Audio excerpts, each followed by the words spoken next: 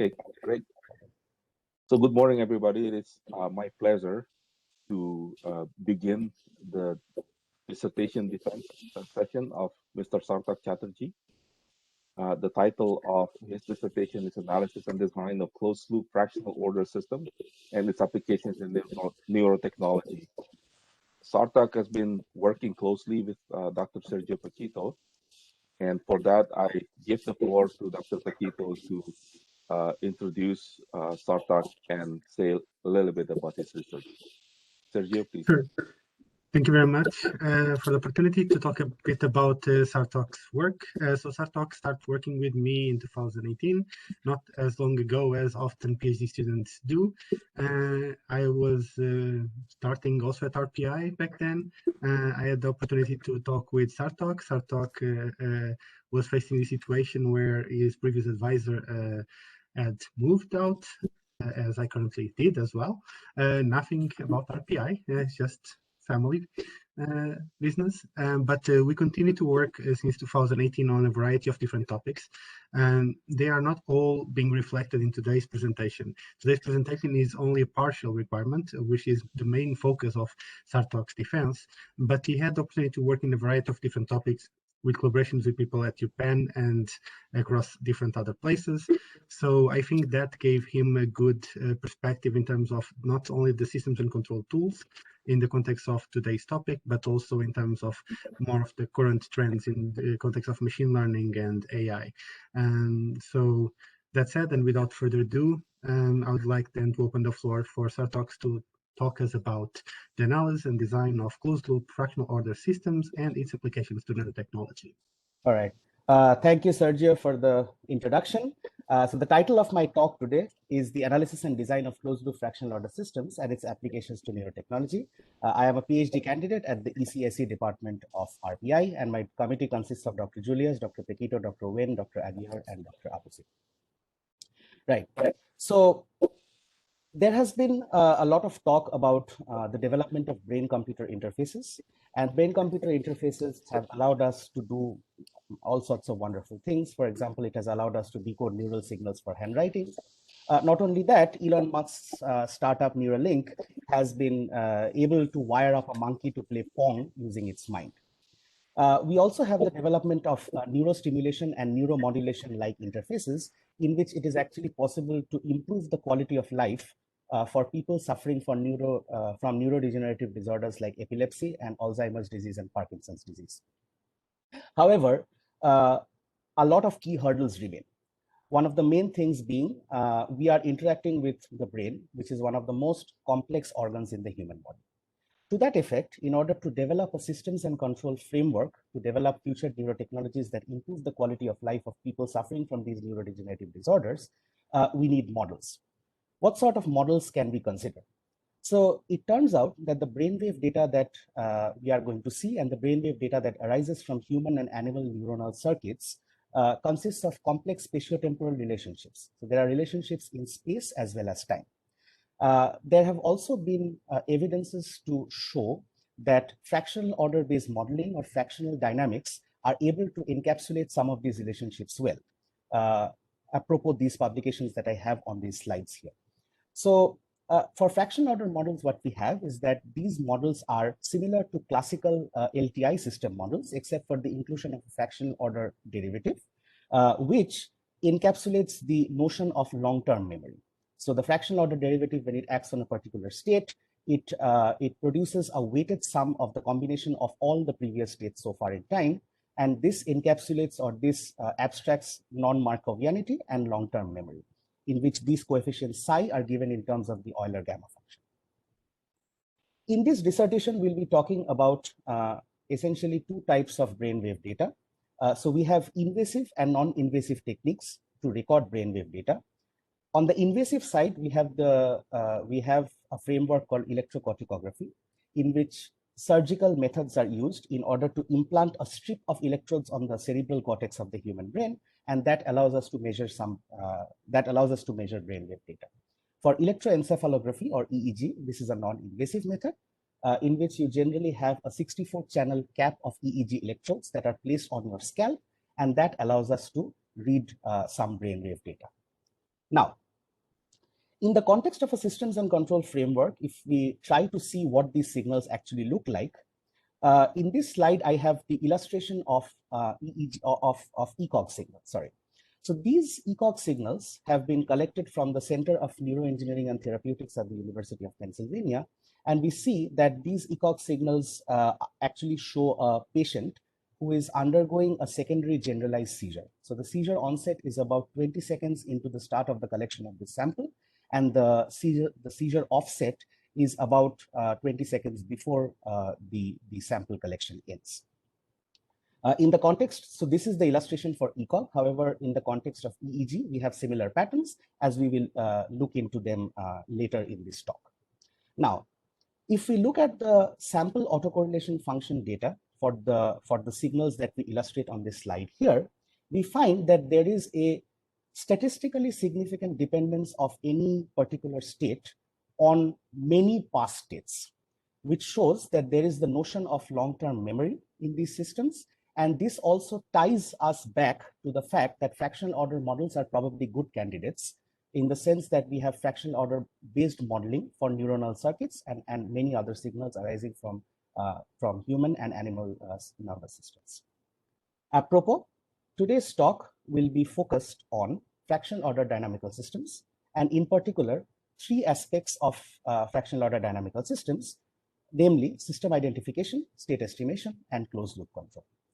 So without further ado, we jump into the first part of our talk, which talks about system identification in discrete time fractional order dynamical systems. The systems that we are going to consider in today's talk look like so. So we have the state xk in Rn, and we have a fractional order derivative delta to the alpha acting on the state xk plus 1, and that is equal to axk plus wk, where wk is the process noise assumed to be IIT additive white Gaussian and originating from the standard normal distribution.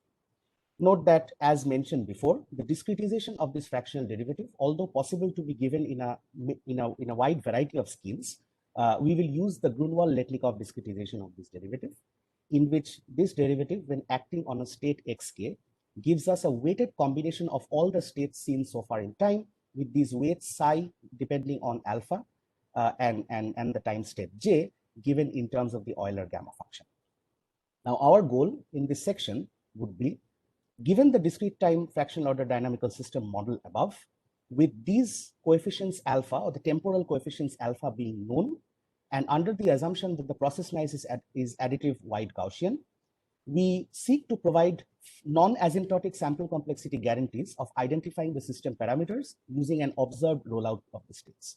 Note that in systems and control applications, it becomes important to get robust and sharp guarantees for system identification, which is why we are going to look at finite sample complexities of identifying these systems using a rollout of the states.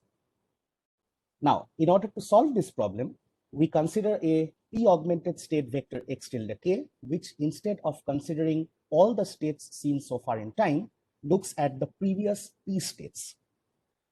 Under the assumption that this system is causal, and that xk and wk are 0 for all k less than 0, we can show that the above discrete time fractional order dynamical system shown in this slide can be cast into this form, in which the x tilde k plus 1 is a tilde times x tilde k plus b tilde w times wk, in which these matrices, which are part of the big matrix a tilde, a0, a1 up to ap minus 1, are directly encoded in terms of the a and the alpha. Note that we know alpha, but we don't know a.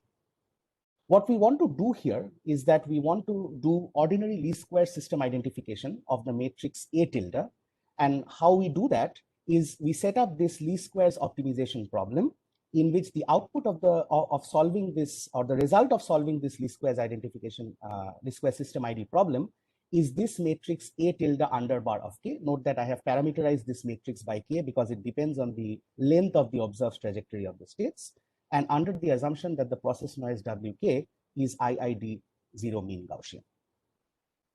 Having said that, we have our first result, which considers the finite sample complexity guarantees of identifying these systems using the ordinary least squares method. In particular, if we fix delta to be any constant between 0 and half, And if we consider the p-augmented system shown in the previous slide, x tilde k plus 1 is a tilde x tilde k plus b tilde wk. Under the assumption the matrix A tilde is marginally stable and WK is IID additive wide Gaussian, then we have the existence of universal constants lowercase c and uppercase c, which are positive, such that with high probability, we have the following bounds on the difference in the norms between the A tilde k that is output as a result of the ordinary least squares method and the nominal A tilde for any time step k, such that this relation holds. In order to interpret this result, we actually look at this term before the square root sign over here. Now, what this actually gives us is that this gives us a signal to noise ratio, in which we have not only the number of samples that we observe k, but also the minimum eigenvalue of the finite time controllability Gramian of the approximated system. In essence, what we are getting here is that this finite time controllability Gramian gives us how well the noise spreads into the iterates, and thus is a measure of the SNR of this process. Also, we find that the parameter estimation error varies with the number of samples k that we observe as 1 over the square root of k. So we are able to obtain classical bounds that are common in the system identification literature, as well as the finite sample complexity of identifying system parameters. And I'd like to point your attention to the fact that these are in fact non-asymptotic guarantees, in that we see a finite rollout of the states. And we also have that these results are extensible to actuated discrete time fractional order dynamical systems, in which we have this term BUK, where the inputs U and the matrix B are known. The only change in the result is that now, in addition to this controllability Gramian over here, we also have the presence of an additional controllability Gramian that takes into account this matrix B. In other words, we have the presence of a BB transpose term in the controllability Gramian of the modified result. In order to show the results of the ordinary least squares method in identifying the system parameters of a discrete time fractional order dynamical system, we use 150 measurements that we take from 4 channels of a 64-channel EEG motor movement / imagery dataset, which records the brain activity of subjects, while the subjects who are under observation, or whose measurements are being taken, EEG measurements are being taken, are performing various motor actions such as movement of the left hand or movement of the right foot. And in general, the 64-channel cap of electrodes that is placed over the scalp looks like this. And the particular choice of the 4 channels that we take is dictated due to the fact that these channels are positioned over the motor cortex of the brain, which in turn enables us to predict motor actions such as the movement of the hands and feet. This data is collected using the BCI 2000 system with a sampling rate of 160 Hertz. Now, in this slide, we show the simulation results of identifying the system parameters using the ordinary least squares method. So firstly, we assume that the fractional order coefficients alpha I are known. So we have temporal homogeneity. And then we use the ordinary least squares method to perform system ID. The OLS optimization problems that we pose are solved using CPX on a window-based manner. So we solve these optimization problems in a window of size 10, and this gives us a total of 15 optimization problems to solve. So we note that our ordinary least squares method actually gives us predicted EEG states that are pretty close to the observed EEG data that we get from the observation process. And this shows that the OLS method is successfully able to estimate the system parameters. With that, can I ask a question? Yes, please. So I'm a little confused about this P. So P truncation for the augmented state, right? Yes, yes. So you have to truncate it. So Yes, doesn't that make it a finite dimensional system? So you don't have infinite memory, right? Yes, we don't have infinite memory, but in practice, what we see is that the benefits of having infinite memory are actually you can say that we get pretty good performance with considering just say 10 or 20 steps of memory, because the reason is that the psi coefficients that you have that weight the states, those decay really quickly. Yeah. Yes. But okay, then why don't then you could start with a finite dimensional system theory, couldn't you? Yes, but at the same time, the thing is, you do not have the the relationship between the size captured then. I see. So it's the coefficient. It's a particular type of finite dimensional system. So in your result here, what is the P you use? So the P here is that so we use 15 of P. So we use a P of 10. Right? P of 10. Okay. Yes, 10. Yeah. Okay. Yeah. Great. And, Thank you. So that's your window size, right? Yes, that's my window size. So that's the result that we use, because so that the original data is experimental data. Yes. Oh, okay, got it. Yes. All right. Yes. Okay. Thank you. And furthermore, I'd actually like to mention that you have these self-similar fractal properties that occur in these signals that makes it necessary to consider these gamma functions and long-term memory that are weighted by these. I see. Got it. Thank you. Can I ask also a question? Yes, please. So in this system identification, do you know or you don't know the sigma, the noise, the covariance? We assume that we know the sigma. However, you will note that in the finite sample complexity bounds that we have, the sigma doesn't occur because scaling the noise also scales the iterates. So this is a pretty okay. That was my second question. yeah.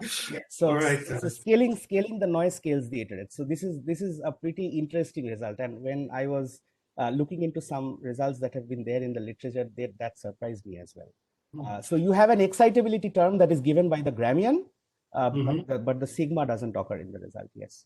Okay. And by the way, another question. So how good is this approximation when you augment, when you truncate, right? Yeah. Is there a way to measure how good is, because you can truncate in 2 or 3 or in 10 or 20. So yes.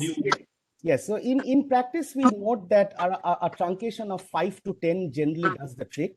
But what happens is that these are at the same time dependent on the particular kind of signals that we are considering. So I think someone is not muted. Okay, thanks. Okay, let me just follow up with Pedro's question. The bound that you obtain is for the estimation of the finite dimensional approximation. Yes. The bound is not for the original fractal system. Yes, is that true? Correct. The bound is for the finite dimensional truncation, true.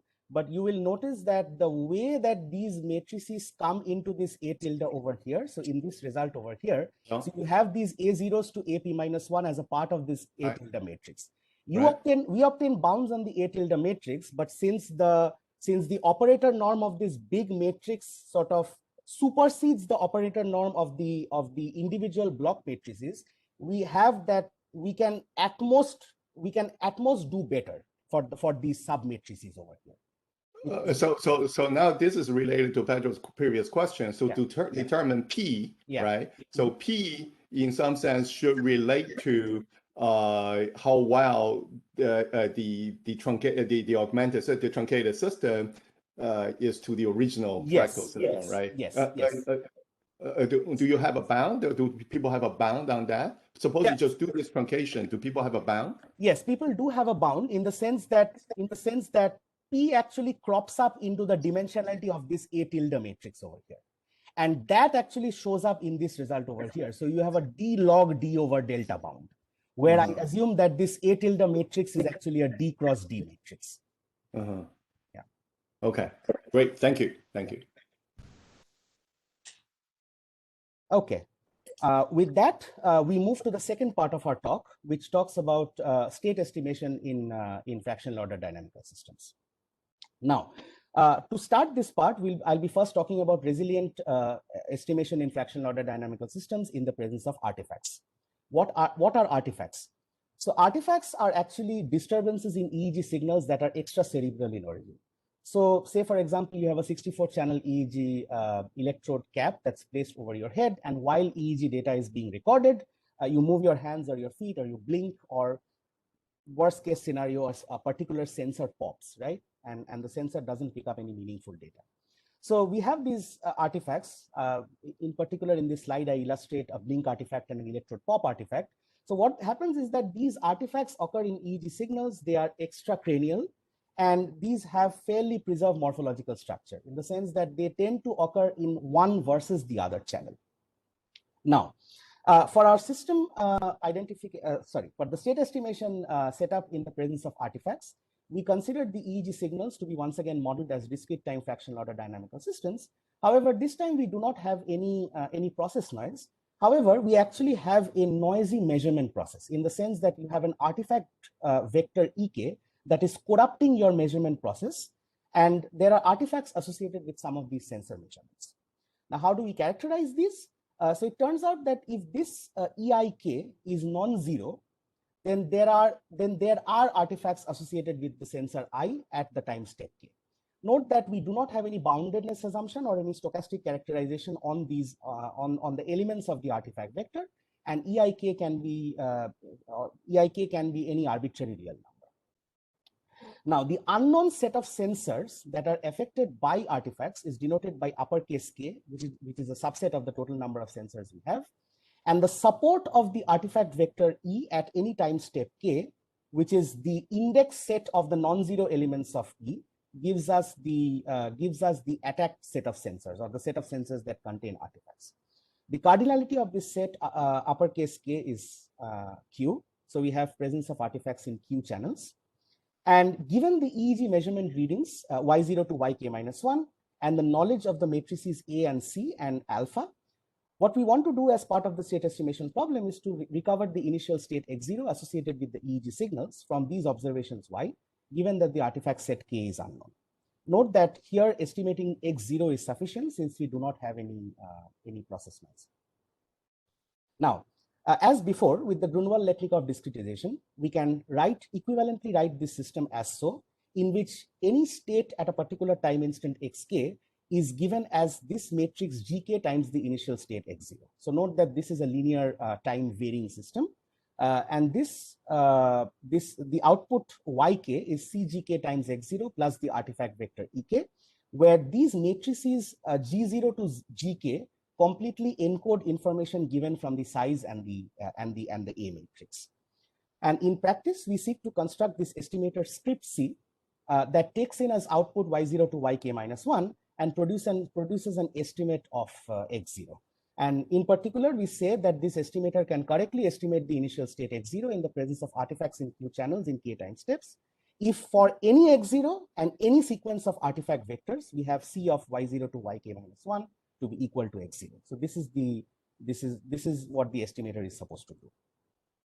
With that, we have a necessary and sufficient condition in which we can do proper state estimation with artifacts in Q channels. So if we have k to be any non-zero time step, we have that the estimator C can recover the initial state x0 in k time steps in the presence of artifacts across Q channels, if and only if we have any if and only if we have for all non-zero vectors Z, the cardinality of the union of the supports of CGIZ, where I goes from 0 to k-1, is greater than 2 times the number of channels affected by the artifacts. Now, this is a state estimation problem, and it is no surprise that a generalized observability criterion crops up here. So what this actually is an observability criterion for discrete time fractional order systems. However, the remarkable bit about this observability criterion is that the maximum number of correctable artifacts can actually increase beyond n measurements, where n is the dimension of my state vector. Note that this is in stark contrast to LTI systems, in which we have that if we cannot estimate the initial state with n measurements, where n is the dimension of the state vector, we can never.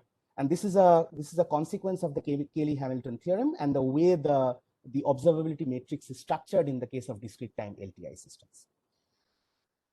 Under the hood, what is actually going on is that fractional order systems encapsulate or encode the concept of long-term memory. And this actually becomes relevant in determining what the minimum observability index is. And this is actually ideal for our problem, since it ensures that even if we take extra EEG readings, our state estimation problem is not going to be in jeopardy. So these extra EEG readings won't go in vain. With that, our goal is to Yeah, could I ask a question about this estimator? Yes, so you could also design ask the same question for the augmented system, right? For the truncated system, right? Yes. And then you've shown the truncated system with p equals to 10 works pretty well. How does this result translate for the truncated system? It's a good question. So here actually, we do not need a truncation because we are able to. Sure, I understand that. But you know, if you have truncation, you just have a finite dimensional time varying system, right? Right. I mean, and the observability is well known, right? Yeah. For a finite dimensional system, yes. For that case, we can definitely look at the observability properties that we have for discrete time LTI systems. But I'm not sure how these results are going to change. Yeah. Okay. Yeah. Just something to think about. Great. Yeah. Can I intervene? Actually, I would say that is stronger than that, which is if you do the truncation, then you are no longer in the setting of your problem statement, because now you have error in every single of the states. And here you're assuming that you're not having noise as you go, right? So therefore, by forcing a truncation, the truncation will artificially inject as disturbance in every single one of the variables. So you could not use this result. And therefore, you could not actually get to recover the state for a longer period than the time invariant. Right? Yeah. If you go to the previous slide, that becomes clear where the statement is on that. Yeah, here. So basically, you're assuming that these EK will be the sensors that are compromised, but everything else is deterministic in this setting. If you do the truncation, then, well, actually it's the same as having a linear time invariant with noise in X. Yeah, so then your statement of estimation, I mean, that's not, it's certainly there's a classical concept of observability for time varying finite dimensional system, right? And you just say in this particular definition, somehow it doesn't quite match, right? So I think then it begs a question what is the relationship, right? Yeah. But yeah, in this case, since we have the concept of long-term memory, we actually have that taking more measurements are not going to go in. So that's a subtle point. Yes, I think you would be worthwhile to go into. Yeah, thanks. Yeah. Can I ask just one question? So in this setup, so there's no process noise. Why this? We will make more challenging the problem? With process noise, I think what is going to happen is that you probably need a stochastic characterization on the process noise in order to get any sort of bound, because I think this we can get some results if we constrict the or think of a process noise as occurring. But here, in the sense that we don't need a stochastic characterization on the artifact vector, because we are thinking of the number of sensors that are affected by artifacts. But under the process noise assumption, let me think. But I guess it would complicate, because you use you solve the So also you need the solution, right? Yes. With process noise, it will complicate a lot. Yeah. Also, estimating the initial state then is not enough, because you have some noise associated with the dynamics. My question is, Sarthak, so here when you, so the second part of this slide, right? When you say you want to identify the initial state, do you also assume that as a byproduct of this process, you identify the artifact set? Yes. You want to find out the set of sensors affected by artifacts. Yes. Now, in the next slide, when you say support, what do you so what does that mean? So the support, so the support, what it's trying to do is that you have these CGIZs, Yes. And the support, what it's trying to give you is that it's trying to give you the index set of non-zero elements. Non-zero entries, okay. Non-zero entries, yeah. Okay. So this is a generalized sort of union of these. And in a sense, what we are trying to do is that we want to spread these state components out. So only if we spread the components out, can we expect to get a cardinality that is greater than 2 times Q.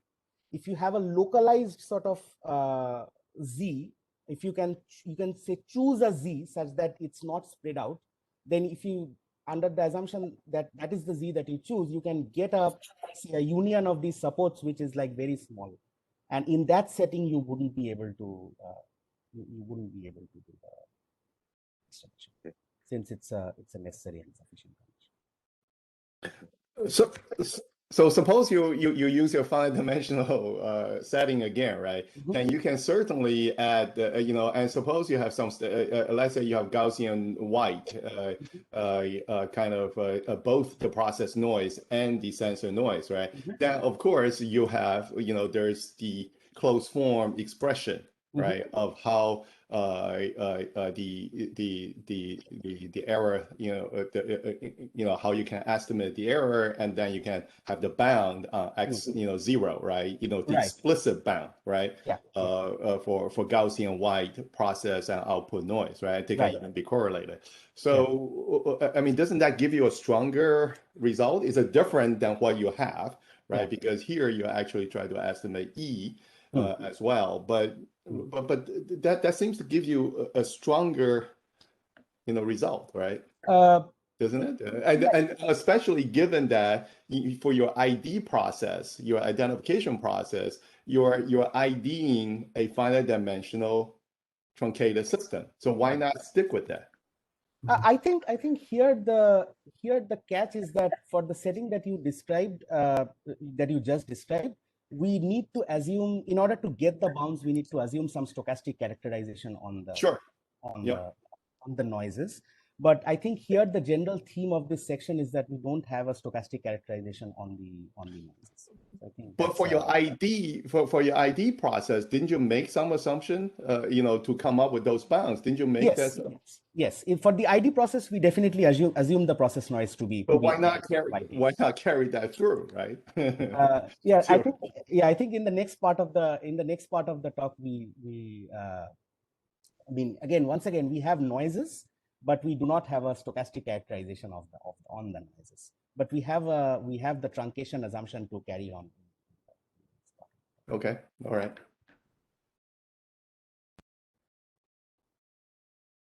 Right. Okay.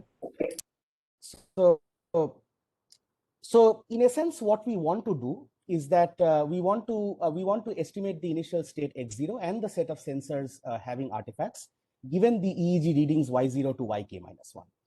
Now, the best estimator that we can construct seeks to find the smallest possible set of sensors having artifacts, all the while being consistent with the EEG measurement update equation.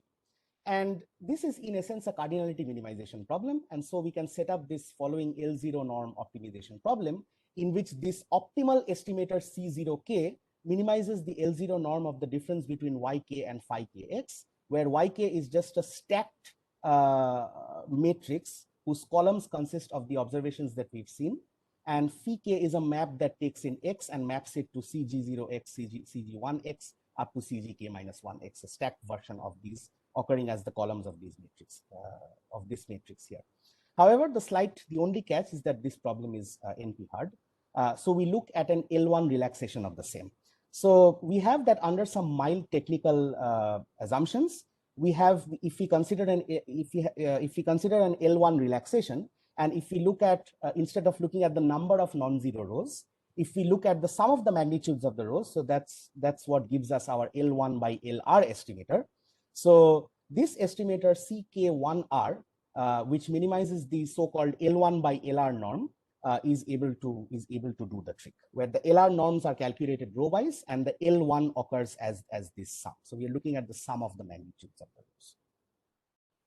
Now, we look at the performance of the L1 by L2 estimator. So the special case for which R is equal to 2, on once again 150 measurements of a 64-channel EEG motor movement imagery dataset, which looks at motor movements in human beings. In particular, we identify the system parameters A and alpha. The alpha is estimated using a wavelet technique, and A is estimated using least squares. Now, in order to perform state estimation in the presence of artifacts, we assume that in the 4-channel EEG signal that we are considering out of a total of 64, we have the presence of this artifact, this electrode pop artifact occurring in channel 1. So we have that just before this sample ID 50, we have an electrode pop artifact that occurs for 25 milliseconds. And following this electrode pop artifact, this particular sensor just picks up noise. It doesn't pick up any meaningful measurements.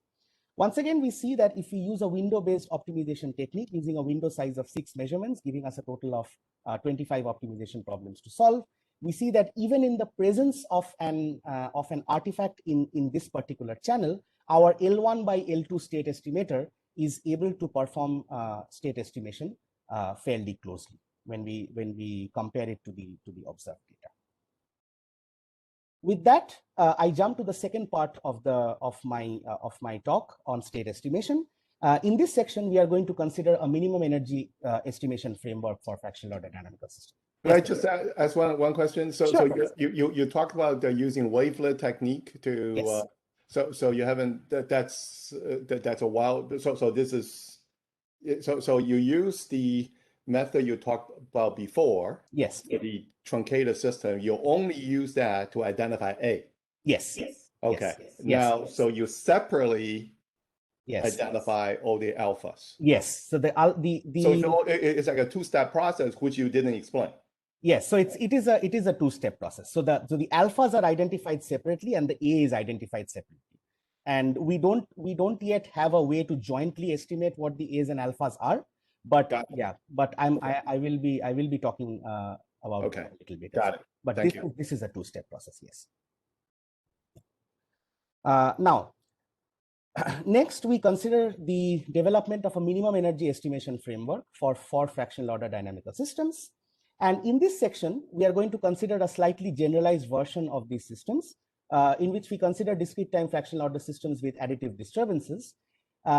We have the fractional order derivative this time occurring not just on the state, but also on the inputs and the process noise under a linear measurement update process. So these noises Wk and V prime k are assumed to be bounded, deterministic, but unknown.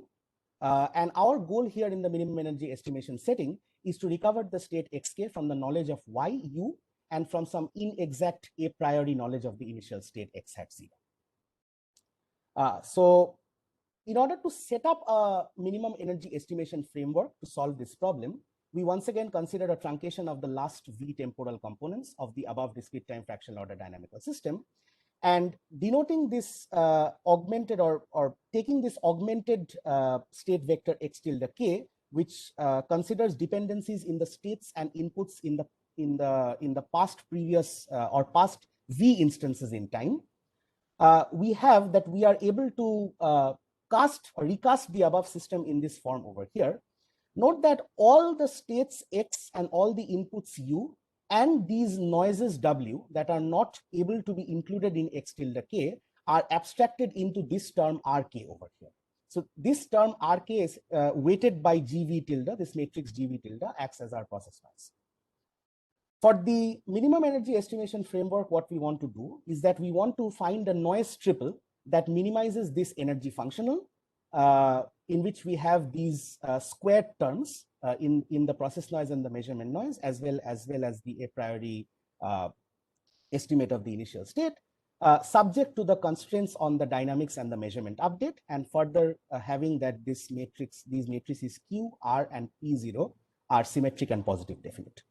From the optimization sense, what we see is that we can think of these noises as slack variables, with the minimum energy estimate x hat n that we seek to solve, that we seek to find, requiring the least slack. So to solve this problem, we denote by x hat n the state vector that corresponds to the solution of the above optimization problem, and we use the principle of feedback invariance to obtain this recursion for x hat n, which is our minimum energy estimate. Note that this recursion for x hat n, along with initial conditions x hat 0, and all these inputs being known, and with these recursions for the matrices, for the feedback gain matrix K and M and P, completely solve the minimum energy estimation problem. Now, we show a result on the exponential input to state stability of the estimation error. So in particular, if we have that, if the estimation error E is defined as the difference between the estimated state and the nominal state, given bounds on or actually upper and lower bounds on AV tilde transpose, upper bounds on GG transpose, and upper bounds on C transpose C, all the while having upper and lower bounds on the weight matrices Q and RK plus 1. Under the assumption that we have complete uniform controllability and complete uniform observability of the V truncated system, then we have that this estimation error EK is exponentially input to state stable. In other words, we have the existence of constant sigma, tau, chi, and psi. All of these are positive real numbers. And in particular, this tau is less than 1. We also need the existence of 2 time steps NC and NO, such that for any time step K that satisfies K greater than or equal to K0 greater than or equal to max of NC and NO, we have the estimation error EK to be exponentially, we have an exponential input to state stability bound on the estimation error EK. Note that bounds like these are important to be derived because when we are using the minimum energy estimation framework as a subset of a larger control problem, we get guarantees that this estimation error is not going to blow up. For the results of the minimum energy estimation problem, here we show our simulation results with respect to our minimum energy estimation problem for the same EEG motor movement / imagery data set and the same 4 channels that we consider over the motor cortex. In particular, we find that a V augmented system with a very small truncation horizon, say V is equal to 2, gives us or solve this estimation problem pretty well. So we are able to predict the measurements in terms of our estimations pretty well. However, at the same time, I would also like to point your attention towards the fact that in this particular channel, channel 4, we find that after sample ID 100, we have a significant deviation between the measurement and estimation, and also a significant deviation between the measurement error and the estimation error when we take V is equal to 2. Note that once we take V is equal to 10, so we take a larger truncation horizon, we are able to mitigate this. So we are able to get closer accuracy with respect to the actual measurements for both the actual outputs as well as the errors. Note that if we go back to this bound over here, we note that we have bounds on V and we have bounds on E, of course, since EK is sort of recursively dependent on EK0, but we don't have bounds on I. Now, in practicality, what happens is that if you take larger and larger truncations of V, we remember that the noises or all the states and inputs that were not able to be included in the augmented state vector x tilde k, as well as the process noise. So these are abstracted into this term Ri over here. So you have with larger truncations of V, you are sort of always guaranteed that you will have bounds on this, and if in the limit that V is very large, so this goes to 0.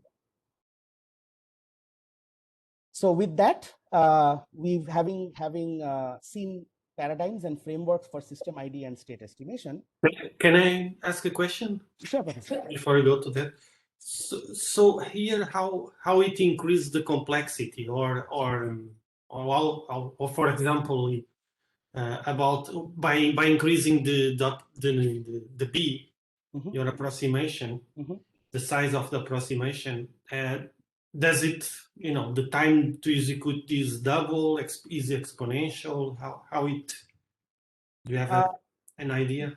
Yeah, with increasing D, so you're actually so I would guess that with respect to the system parameters, these matrices are sort of going or growing as squares, right?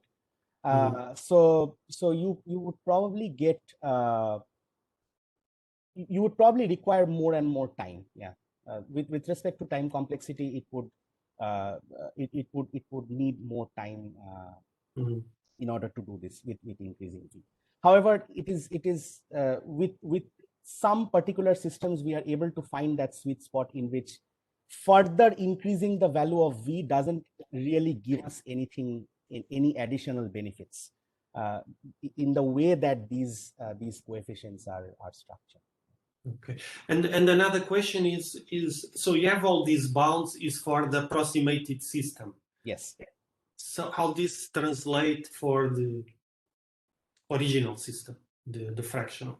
I think that these bounds will translate rather well, because since, as I mentioned, for the estimation error we have a dependence on this Ri, and in reality what we have is that with larger and larger values of V, we are always able to bound this term Ri. So, but is this R always bounded? Yes, this R. So there have been works which show that it is possible to bound the R, in the sense that what we have is that if we consider the way that the coefficients are structured, we have that it depends on the gamma function, right? So it's always possible to bound them using, say, for example, an exponential. And if we do a ratio test between these coefficients and the exponential coefficients, we can show that it's sort of bounded, upper bounded by the other terms. Okay, thank you. Yeah.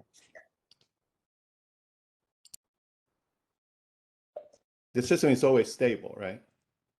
Yes, Professor. Yeah. Yeah. So the your approximation. So any residue of the approximation, because of the exponential stability, then that will go to zero anyway. Yes. So you so that error will go to zero. Yes. Yes. Yeah. So have you ever looked at directly constructing? The system is linear, right? Even infinite dimensional linear. Have you looked at directly constructing a infinite dimensional estimator? I haven't looked at constructing an infinite dimensional estimator, but in practice, I think what there have been results on looking at the infinite dimensional versions of these systems with the actual definition of the fractional derivative and without a truncation. Right. However, in order to implement these controllers and estimators in memory, sure, right. But you can still do the same analysis, right? Yes. To do use the essentially you form an innovation, you have a replica of the plan, you can still have the same structure. Yes. The replica of the plan, of course, infinite dimensional, and then a posteriori approximate your infinite dimensional estimator. Right. Yeah. So either you can approximate your plan and use a finite dimensional estimator, or you come up with the infinite dimensional estimator and approximate the estimator, right? Yes. Yeah. So people have done that, right? Yes. People have looked at that. I mean, there have been like applications in, for example, in other domains like, say, viscoelasticity and sure, exactly. Yeah. So you have like stress strain curves which have like hysteresis and memory. Exactly. And in that case, people have looked at these. Yes. Okay. So with that, having had frameworks in order to do system ID and state estimation, this brings us to the final part of our talk on closed loop control. So with that, I jump into the first part of the closed loop control section, which is the construction of a separation principle for deterministic discrete time fractional order dynamical systems. So, of course, we need closed loop mechanisms for designing controllers and estimators for fractional order systems. And the separation principle, which is a classical result in feedback control theory, states that the problems of controller design and estimator design can be decoupled in some specific instances. Note that separation principle-like results do exist for continuous time fractional order systems, but not to the best of our knowledge for discrete time fractional order systems. And furthermore, developments of a model predictive controller and estimator design need a separation principle. So in order to get a separation principle like result for deterministic fractional order systems, we consider a fractional order system in which we do not have any process noise or measurement noise. So the delta alpha xk plus 1 is axk plus buk, where we have a linear measurement model. Once again, if we use the Grunwald-Letnikov discretization of the fractional derivative, we can equivalently write this system here as xk plus 1 to be a weighted sum of the xk minus j's seen so far in time. So how do we do the observer and controller design? So we consider a Leuenberger-like observer with state and output estimates x hat k and y hat k, in which our observer consists of a prediction term and an innovation term. So the prediction term is just a copy of the dynamics with, instead of using the actual state, we use the estimated state. And the innovation term is added to this dynamics over here, which is this matrix L that weights the difference between the actual and the estimated output. For controller design, we need to consider that fractional order systems have memory. So we assume that the control input U can be written as a weighted linear combination of the states of the observer with memory. So we have the UK to be the summation of these fj time x hat k minus j's, with these weighting matrices giving the weights that we need in order to weight these previous states. And so the crux of the design is that we design the control input as if we had the state, note that we don't, and then we design an observer to estimate the state. So how do we put these all together? So if we consider the combined dynamics of the state and the error, so this is what the combined dynamics of the state and error look like. And then if we define these infinite column sequences script x and script e, we can write these equations over here compactly as this sort of a nice representation over here, where the s is the left shift operator. In particular, we note that these are infinite sequences, and this matrix J that we have here is block upper triangular. So let us look into what these J1, J2, and J3 actually look like. So these J1, J2, and J3 matrices are actually block tuplets. And in particular, we have that this is block upper triangular. So the eigenvalues of this J are actually a union of the eigenvalues of J1 and J3. And note that since J1 just has terms pertaining to stabilizability, that is the FI matrices, and J3 only contains terms that pertain to observer design, that is the matrix L, the eigenvalues of J are the union of eigenvalues of J1 and J3, and hence the design of J1 and J3 can be carried out independently of each other.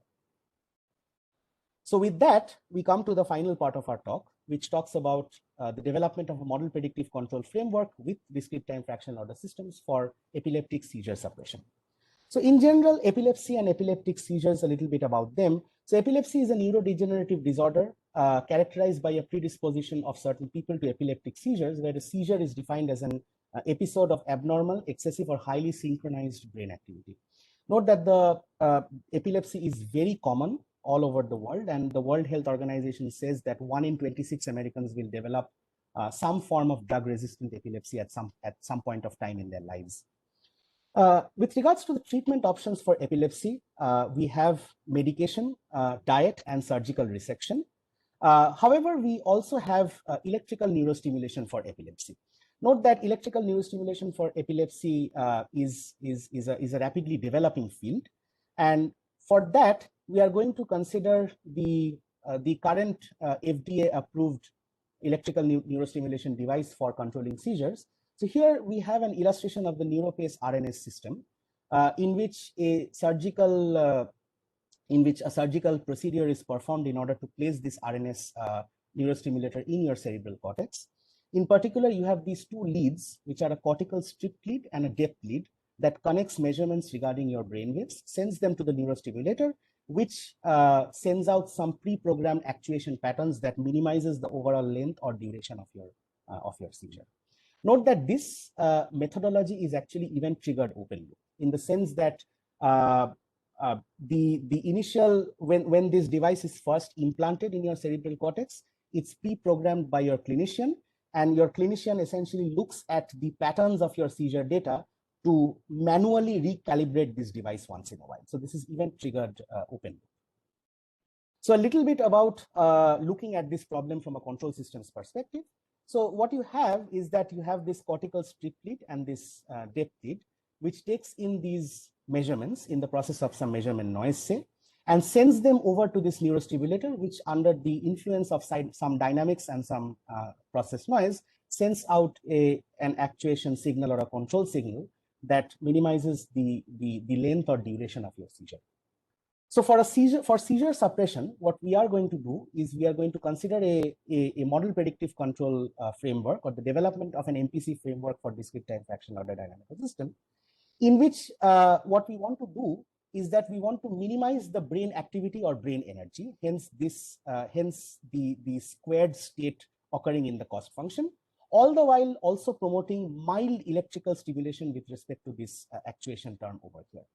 So note that MPC allows us to abstract this concept very well, all the while being able to accommodate for constraints with respect to the input U. Note that we need constraints because we want to avoid over aggressive stimulation. In particular, we implement the MPC on a p-augmented LTI approximation of a fractional order model, and we want to minimize brain activity while promoting mild stimulation and imposing safety constraints on the input. Note that these matrices Q are constrained to be identity, and for these matrices R, we have a small penalty term, or the identity matrix is weighted by a small penalty term, and this vector C is constrained to be 0. So with that, we show our simulation results on a model which is widely adopted in the computational neuroscience community to simulate seizures. So the Jensen-Ritt neural mass model, although initially proposed to explain EEG and visual evoked potential generations, has also been widely used to simulate seizures.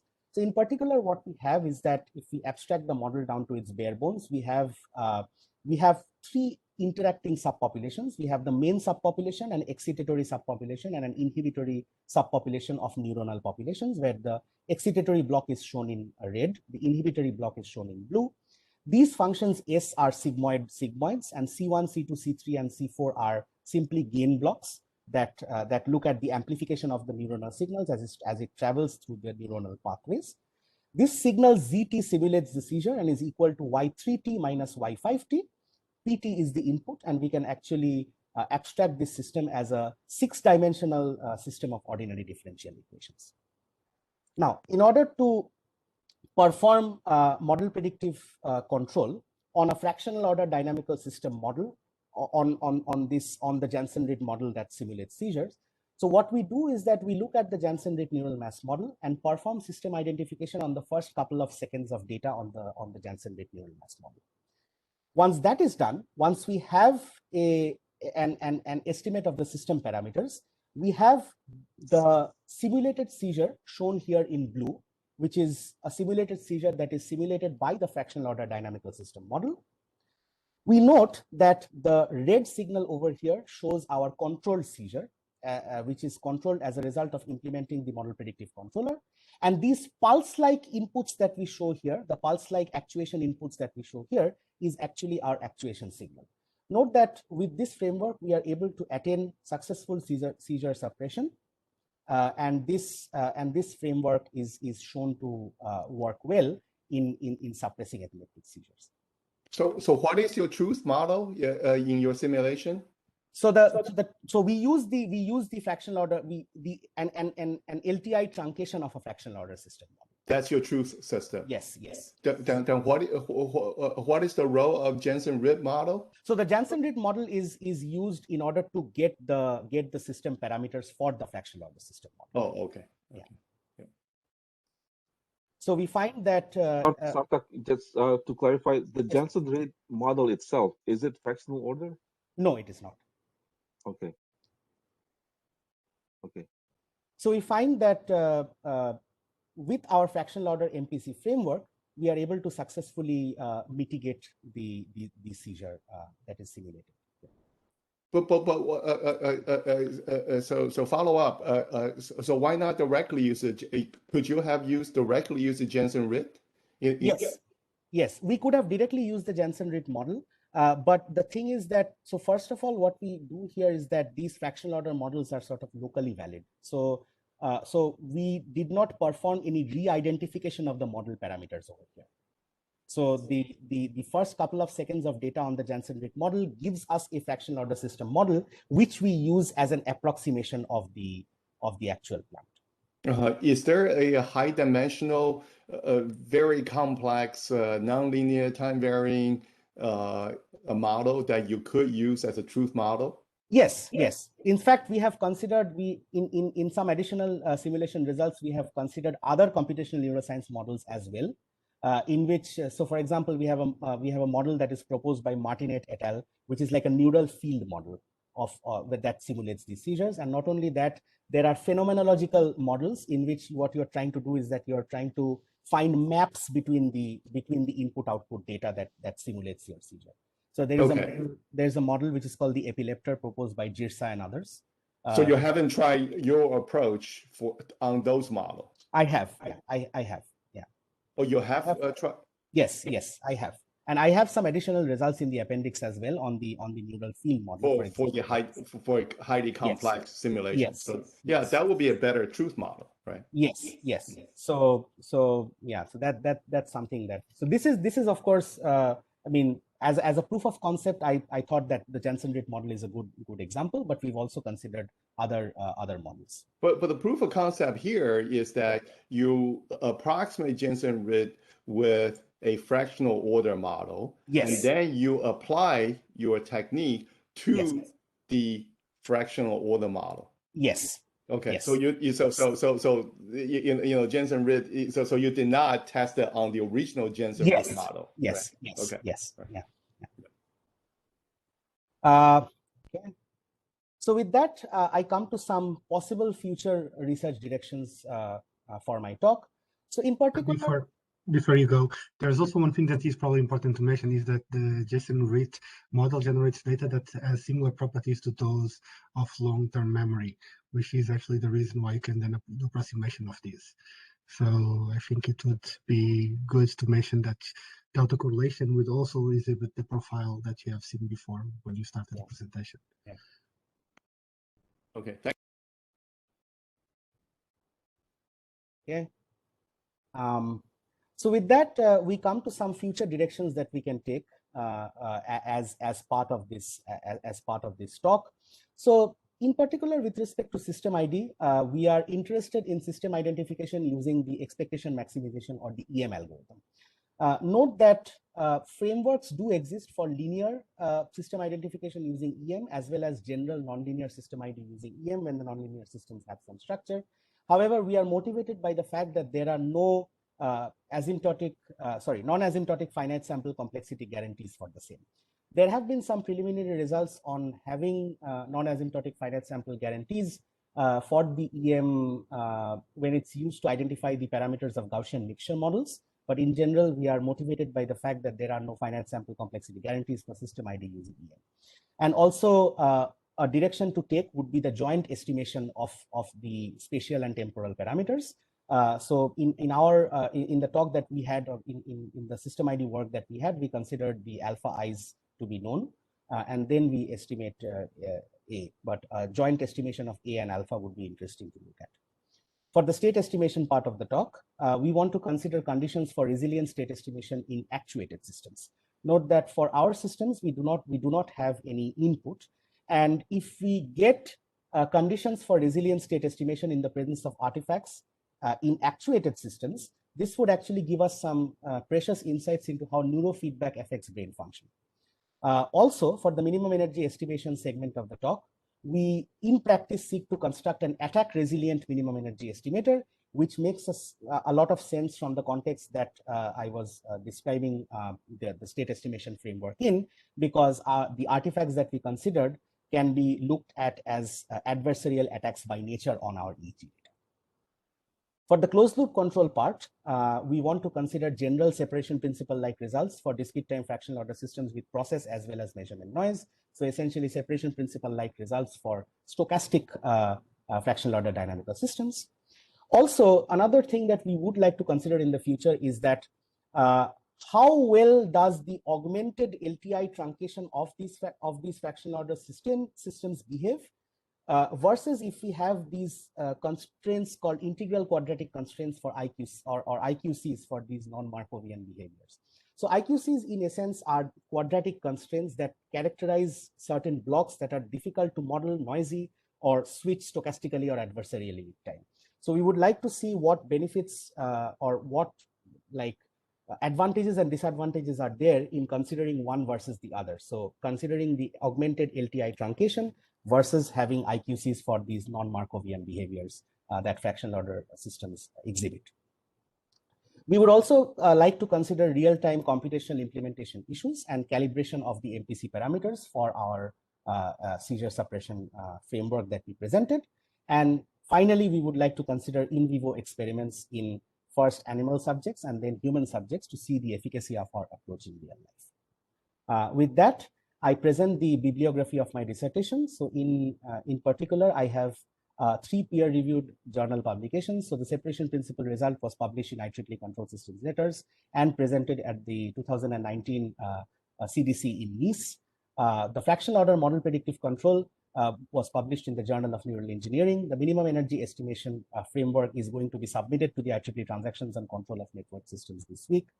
Additionally, we also have 3 peer-reviewed conference publications. So the state estimation in the presence of artifacts occurred in the proceedings of the 2019 ACC.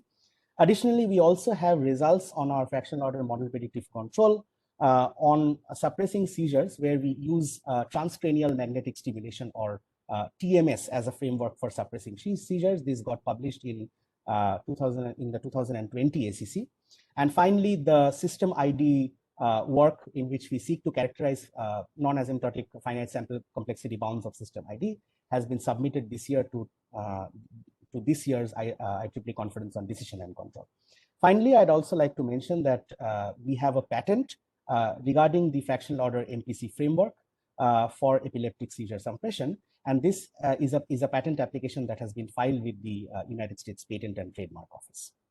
Not only that, the breadth of my research is evidenced by the fact that I've also worked on looking at optimization algorithms as dynamical systems. In particular, I've looked into the expectation maximization algorithm and looking at convergence properties of the EM algorithm through the lens of nonlinear control, in particular discrete time Lyapunov stability theory. So this got published in the 2019 ACC. Also, we have this paper, which was just accepted to the International Journal of Control, in which we look at the analysis and eventual design of generalized EM-like algorithms for Gaussian mixture models from a robust control perspective. Not only that, these fractional order systems and fractional order based modeling can actually also be used to derive or devise novel iterative optimization algorithms that we show that we do not need any gradient or Hessian information in order to solve unconstrained optimization problems. So the long-term memory that is encoded by these fractional order models is able very well to capture some notion of the local curvature of functions in an optimization landscape.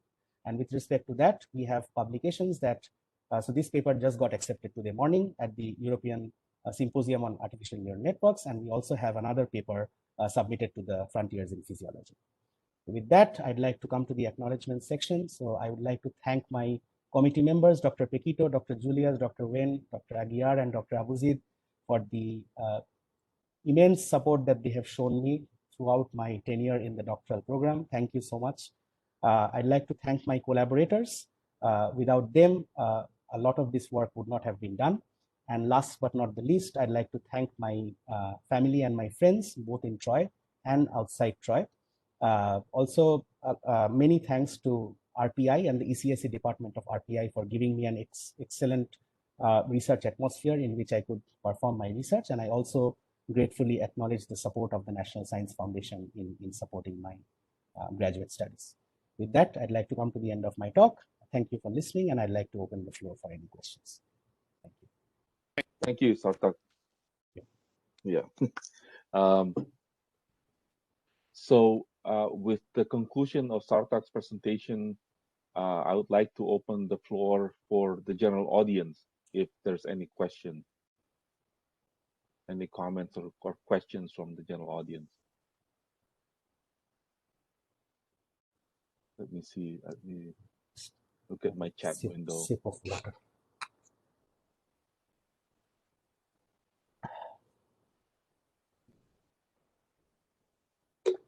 No question from the audience? All right. So if there is no question from the audience, then I would like to kindly ask the audience, other than the committee members, to leave the space. So then we can begin with the closed session. Thank you for attending the defense. Thank you so much. I'll also stop recording. Thank you.